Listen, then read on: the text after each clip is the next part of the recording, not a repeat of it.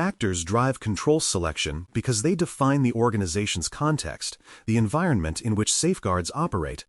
HITRUST uses these declared characteristics to decide which control statements from its library will apply.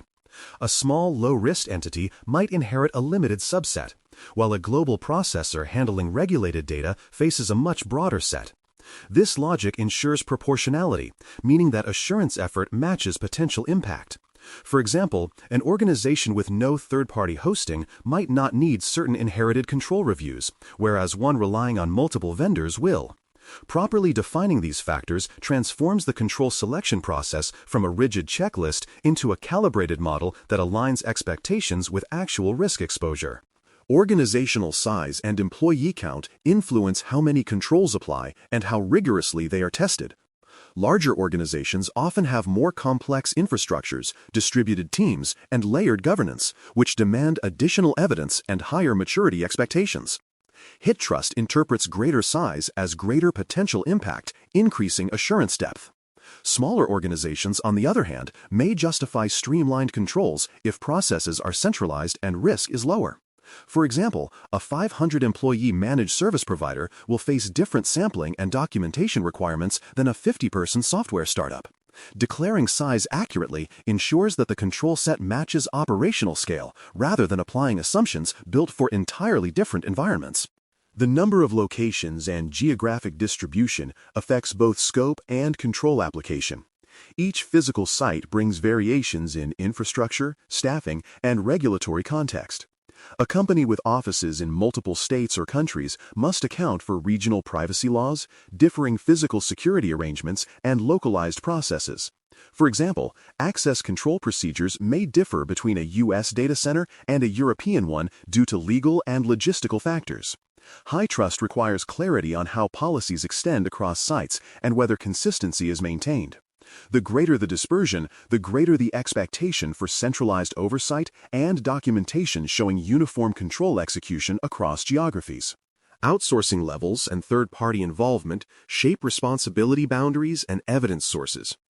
Organizations that rely heavily on vendors for hosting, payroll, or information technology must demonstrate not only contractual assurances but also oversight of those providers. These relationships affect inheritance and shared controls in HITRUST assessments. For example, outsourcing network management transfers operational responsibility but not accountability. The organization must still verify that its provider meets the same standards. High levels of outsourcing increase the number of controls involving third-party risk management, vendor assessments, and provider attestation. Accurately disclosing these dependencies ensures that inherited evidence is valid and that oversight processes receive appropriate scrutiny. Data volume and transaction rates signal the scale of potential exposure if controls fail.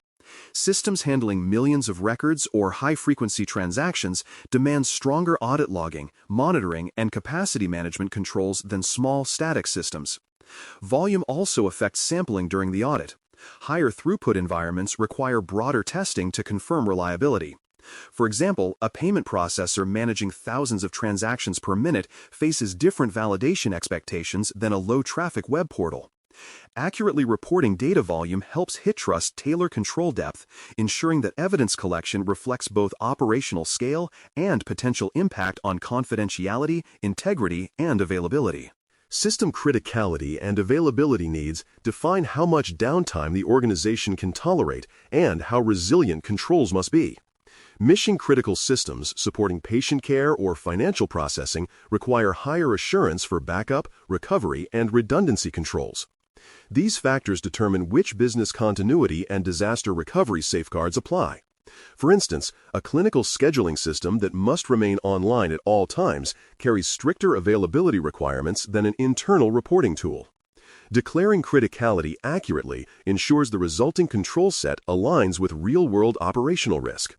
Understating this factor could lead to insufficient assurance, while overstating it inflates effort and cost.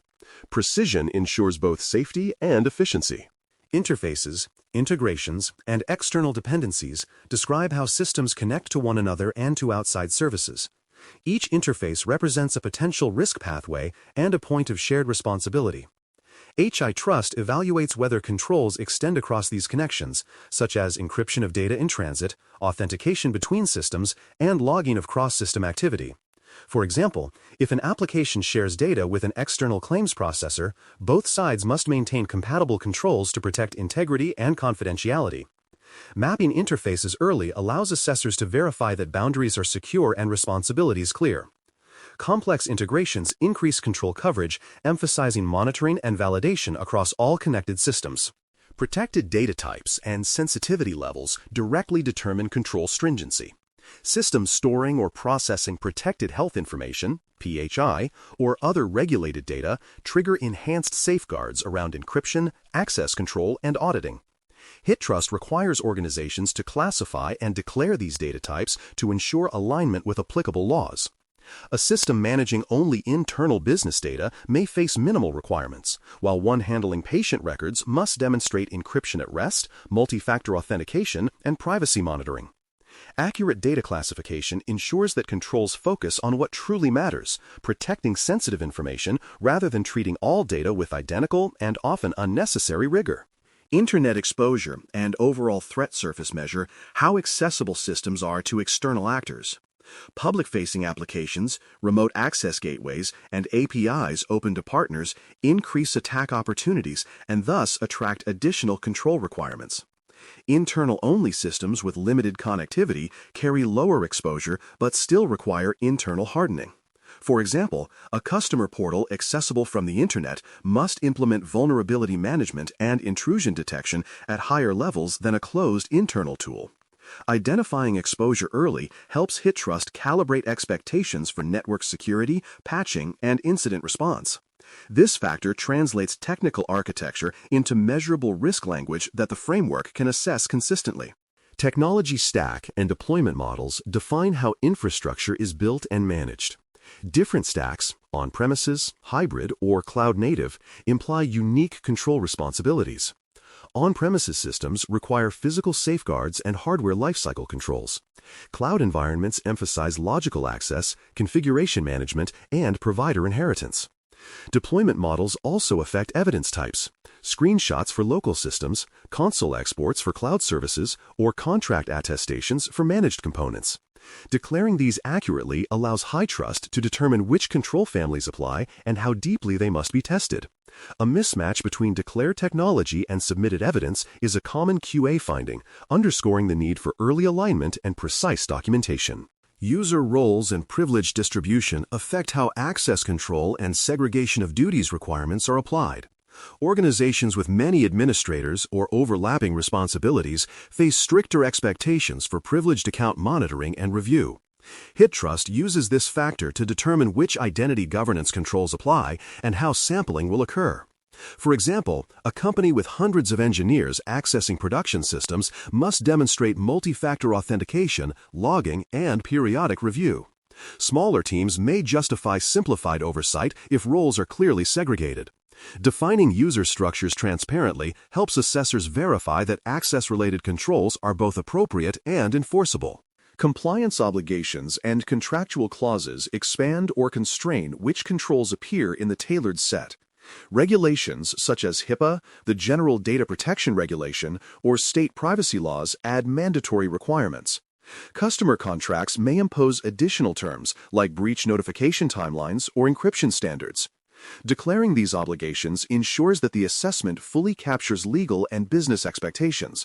For example, a cloud vendor serving healthcare and financial clients may need to meet both HIPAA and payment data requirements.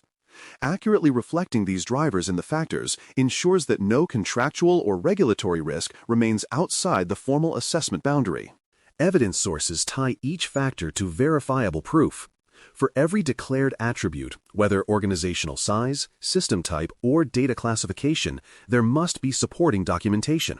Examples include organizational charts for size, data flow diagrams for system boundaries, and architecture maps for technology stacks.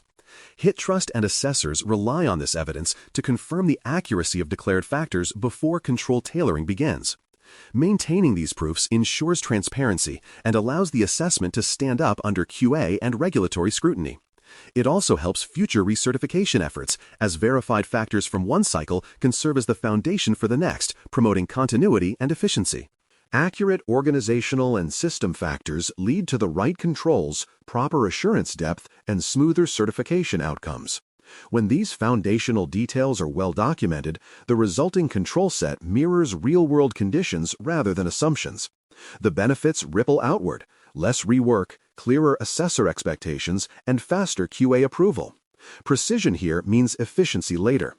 Tailoring is only as strong as the factors that feed it, and in HITRUST, accuracy is the difference between compliance theater and genuine assurance. By investing care in defining these inputs, organizations ensure their certification reflects true security maturity, operational integrity, and accountability.